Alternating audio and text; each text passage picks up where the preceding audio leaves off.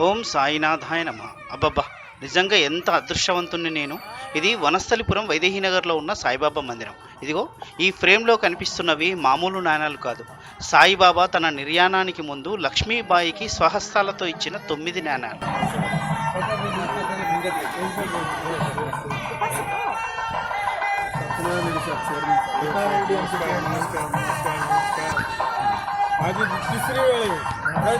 అనుకోకుండా నా కల్లారా ఈ 9 నాణాలను దర్శించుకునే భాగ్యం కలిగింది.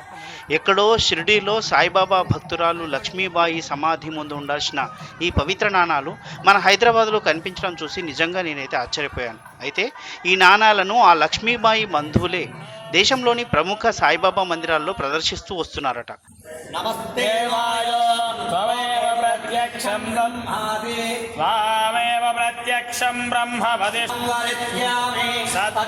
అలా నేను ఈ గురువారం సాయిబాబా దర్శనానికి వెళ్ళిన సమయంలోనే యాదృచ్ఛికంగా ఆ నాణాలు రావడం ఎందుకో శ్రీ సాయినాథుడు నాపై కురిపించిన కరుణ అనిపించింది.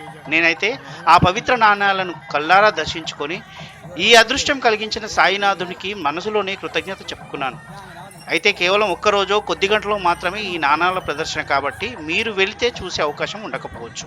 కాబట్టి ఈ భాగ్యాన్ని మీ అందరికీ కలిగించాలని ఇదిగో ఇలా వీడియో రికార్డ్ చేసి అందిస్తున్నాను. అన్నట్లు ఈ 9 నాణాలు మనం భగవంతుని చేరేందుకు అనుసరించాల్సిన మార్గాలు. అవి శ్రవణం, కీర్తన, స్మరణ, చరణ సేవన, అర్చన, వందన, దాస్యము, సఖ్యము మరియు ఆత్మనివేదన. ఓం సాయినాథాయ నమః.